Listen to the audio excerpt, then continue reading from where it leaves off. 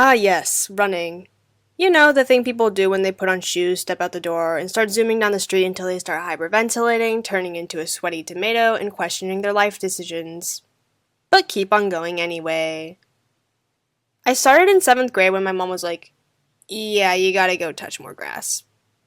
Like trying any other activity for the first time without prior experience, it was super hard at first. I went to the track one day to practice, but after a few laps, I straight up laid down and gave up. Eventually, though, I got good enough to join the cross country teams in 8th and ninth grade, which offered a whole new perspective on running, because in addition to dealing with that inner battle where your body's begging you to stop, but your brain's trying to trick you into thinking that you can keep going, you're also trying to beat other people. So in 10th grade, when I was living in Africa, I decided to start my own running club. I noticed that people in my community, especially kids my own age, weren't going outside enough.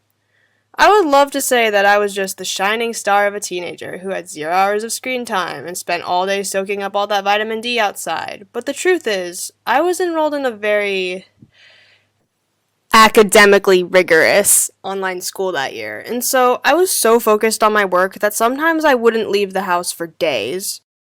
I don't know about y'all, but that sounds a little bit unhealthy to me, both mentally and physically. So the goal was to get people to go outside more. If anything, it would force me to get more fresh air so that I don't go insane.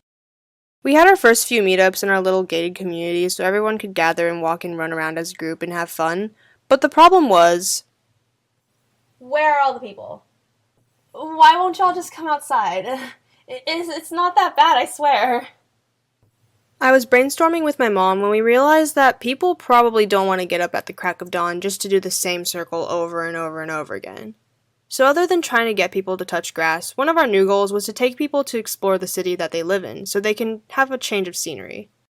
I'd bet all the potato chips in the world that there's spots in your city that you never even knew existed. Like, think about it. You've probably passed a bunch of places in the car, but have you actually gone on foot and truly soaked your surroundings in? So during the rest of my time living there, we held events on different beaches, by the lake, and in different parts of the city. Each one was kind of like a little field trip.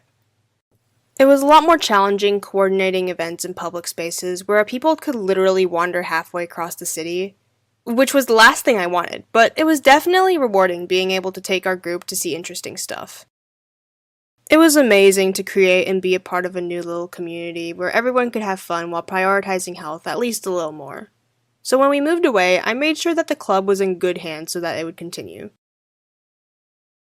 Oh, you thought that was the end? No, it definitely does not end there. When we moved back to the US, one of my biggest priorities was to start a new branch of my club. Alright everyone, who's up for some good old vitamin D and fresh air? Oh come on! So I didn't know anybody. Not for long though. One of my childhood friends was also back in the States after living abroad for a while, so we easily reconnected. She has some running experience, so I asked her if she wanted to help lead this new little branch, and she was all for it. So yay, partner acquired. Cool, so now what do we do? My biggest struggle once again was getting people to join. Back in Africa, our little expat community was super tight-knit, so my parents could easily share my club with everybody, and then people would show up. But here, childhood friend and I were on our own.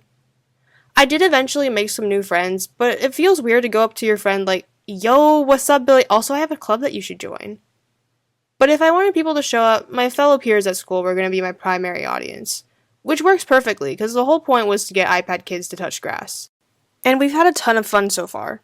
We've been to local forests, parks, trails, the city. Overall, just a lot of not so hidden gems in our city that we never would have known about or made the effort to visit otherwise. I'm still learning how to run my own club, but I really hope that eventually we can expand it to have branches in more cities, so that everyone can take a break from work to explore their own city, or just enjoy some time outside. Starting this club taught me to be a better planner and organizer, and I got to interact with so many different people. Hopefully this motivated you to go outside and touch some grass. Seriously, give it a try, you might like it. I've definitely learned a lot from leading these events. The club's become more and more of a homey, family-oriented thing, which is awesome. Sometimes multiple families will show up, and it can be a little hard to keep things under control, but that just shows that we've got lots of improvement to make. I'm super excited to see how the community will continue changing and growing as we hold more events. Crazy how much something can evolve when you get it up and running. Man, I gotta stop cracking that joke. Okay, bye-bye.